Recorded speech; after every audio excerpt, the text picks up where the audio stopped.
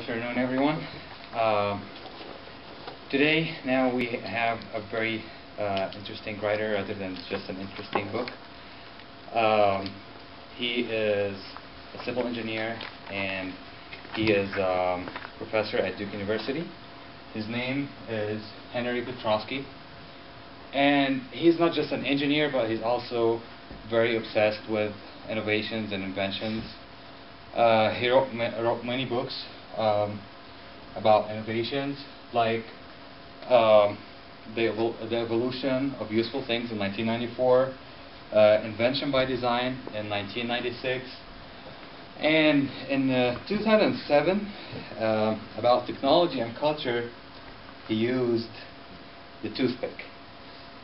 And it's kind of funny because that's exactly how I looked like when I first read my the title of the book that I wrote about. It's called The Pencil: A History of Design and Circumstance, and it was written in 1990. To be honest, the title really got me really interested about the subject, or about the book, and I got really more interested about the book after I read the description about it. Simply, Petroski's writing or wrote about the pencil and how it was invented by the Greeks and the Romans. However, I have a quick question for you. Does anyone know what the pencil leads are made from? The pencil leads that we have? Graphite. It's graphite and clay. Graphite, but why is it called lead? Why is it called graphite? No, why is it called pencil leads? The leads. Actually, the Romans and the Greeks, when they first invented the pencil, they used lead instead of graphite. But then it happened that they wanted a darker color for the pencils, and at the same time something that's less poisonous. So they found the graphite, and then it kept developing till it became absolutely lead-free. So Petroski says that researches are the reason why this graphite became a mixture of graphite and clay mixed with other things. But in all those innovations that Petroski mentions, he really focuses on something that we as a class would be interested in, which is the companies that started the industry of pencil making.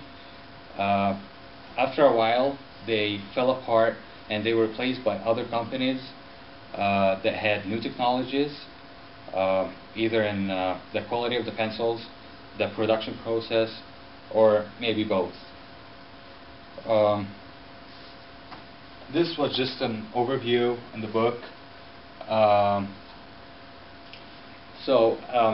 As a review, it had few pros but a lot of negative sides. We start with the positive sides in it. The book is extremely informative. Petroski seemed like he's very intellectual, and he puts all that in a book, which kind of sounded like putting like 10 tastes in one piece of chips. So the second thing, it increases the reader's analysis abilities, because to be honest, when I hold a pencil right now, I don't just think about something that I'm going to write with. I think about tons of things. And it's true that the pencil needed about 4 centuries of real development to be what we have right now. But is that available for like everything that we have? Can everything develop this way? And I'm pretty sure that this was the question in Petroski's mind: does innovation can be applied for like everything in our world? So I think what he wanted to do is he used pencil as a case study, and he was really successful in it. However, the bad part was that he used the simplest way of innovation in the worst complex way. So, the book doesn't have many things to talk about other than the amount of information that it has. But at the same time, the book is about 340 pages, only text, other than appendices, references. It had about 22 pages of references. It was very big.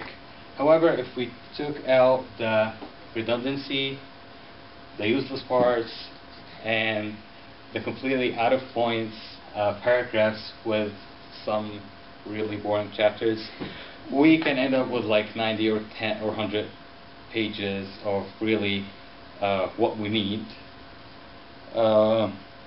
And to tell you something really quickly, I think at about page 90, I got really bored, and I didn't know if I'm going to finish the book or not. But about halfway through, or a little bit after this, I was so surprised because I thought that I wouldn't get bored more than I was. But at that point, I was really above the limit. Not only this, but also what happened is I got really confused. The book isn't organized by any means. And at the same time, it's really dry. He's just pointing out information, and that's all what you need, that's all what you have. Doesn't really discuss some parts that should have been discussed in economics. It talks mainly about engineering. So finally, in conclusion, the book didn't really have a lot to do with economics. It was mainly for engineers. It was mainly for engineers and some innovators. And as I said, it really increases the abilities for analysis and brainstorming. The only point of weakness is that it's really boring, dry, not interesting as the topic is. And if you like the idea, if you like the topic, and you want to read the book, my only advice to you is that. Be patient. That's all I need. Some time, some patience, and not being busy.